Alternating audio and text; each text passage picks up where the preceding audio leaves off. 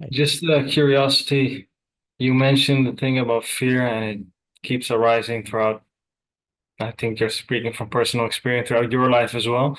And you spoke about the concept of like relative completion of the process. Now, for me right now, the fear is so palpable, and it's just my gut is so contracted. There's almost no gut left. It's that the fear is just um so much in the forefront, and I'm just curious more than it was before, and that's a good thing. I can sense it. So I'm just curious after this energy starts to flow more freely and there's less identification. I wonder, what does fear feel like for you? Because why? It's just, yeah. How does it feel for you when fear comes up? Is it just a subtle movement? Is it easy to dismiss? And is that why gurus at some point get into this weird behavior stuff that they do because it's easy to dismiss? Like, what happens there? Mm. Right, right. So, for me, fear hasn't been fully eradicated. There's still some work being done here for sure, and that will probably take, you know, lifetimes, a couple lifetimes at least, maybe. I don't know. But um, generally speaking, when fear arises in me, it has to do with some physical threat or some idea that I'm under some physical threat. Like if, somebody were to approach me on the street, with a looking violent or something like that, I would get scared, right? And that's what fear is for, right? It triggers, fight or flight, run away, protect yourself. Whereas like I don't get afraid in the way that I used to, safe in my room, reading something online, something that I would get afraid, or somebody sent me a text message, I would get scared or something like that. Like that doesn't happen anymore. It could, but not really. Doesn't happen so much anymore. So it's more of like it serves its real purpose, like as like a function.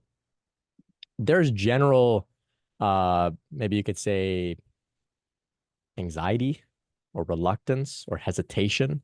These things can come up, right? Like if I'm going to make a big purchase or something, there may be some reluctance around there, like a fear, like, oh, say if I was going to buy a house, like maybe I'd be afraid, like, oh, what if tomorrow the market crashes? Like, that type of fear can come up a little bit, but it's not like debilitating. It's kind of keeps me from doing impulsive things, you could say, perhaps. Um, it it flows freely through the system, and at times it actually reminds me of that I'm alive, that I'm human. It's like, here's that emotion again. Like even anger, sometimes very rare that it comes up, but if it comes up, it's just like this visceral experience. And there's very little judgment that says, oh, I shouldn't feel this way. It's like, yeah, whoa, it's flowing. And I know I'm not going to hurt anybody, so I'll just let it flow. I'm in my room, I'm angry. Okay, this is great. I'm alive. I'm a human. So it's like that. That's sort of the experiences that I have with it in general. Um, you described something interesting about the fear, the contraction in the gut that reminds me of Adyashanti's model around the awakening of the gut. So he describes the awakening of the gut, the heart, and the head. I'm not sure if you're familiar with that. You nodded a little bit. Are you familiar with Adyashanti? Yes. Yeah, He's yeah. he's I'm a huge fan of his. He's my main source actually. Yeah. Hmm. Okay, yeah. So you're in good hands there. It's primal, right? It's just the primal fear of not existing. Right? Yeah. That's the fear of no self. Yeah. Right? That's what it really is. All fear boils down to the fear of no self. Somebody points a gun at you, you're scared you're going to die.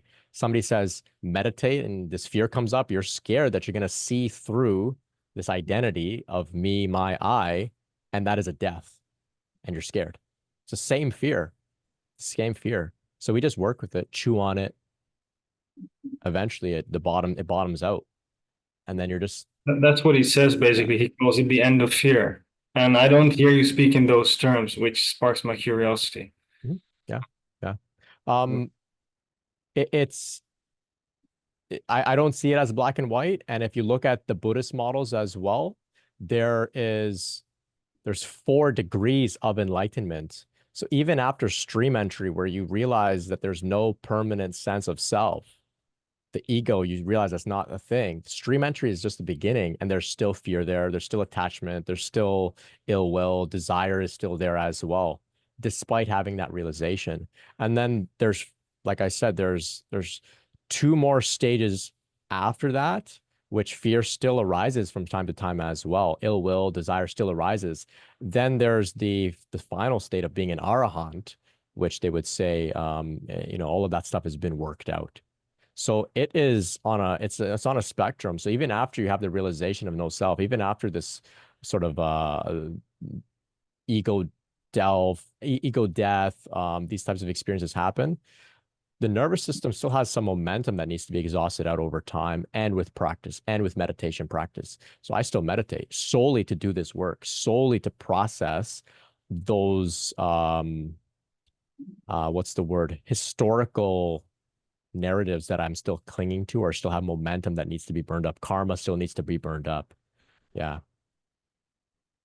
Thanks. Yeah. And not a problem. It's a great question. I don't speak in absolute terms. And the reason that I do that is actually intentional because I don't want people to then say, "Oh, I still have fear. I'm nobody, I'm nothing. I've made no progress on my path. My awakenings, my realizations were nothing. They weren't valid, they weren't authentic. If they were, I wouldn't be afraid. I wouldn't be anxious. I wouldn't desire anything." It's like, no, no, no, no. This is like a journey. And many of the experiences we have are valid and they can exist alongside human emotions as well. So that's why I don't like to speak in absolute terms. That's why I use the term relative completion, relative stability, because it gives some breathing room around which we are allowed to be human, right? Around which we are allowed to be human. Otherwise, it's people look at it in a very black and white thing. It's either I'm awakened or I'm not. I'm enlightened or I'm not. I think I mean, the Buddhists have acknowledged it. There's degrees of enlightenment, right? So I hope that can help you. It's excellent, excellent line of inquiry there. Thank you. Thanks.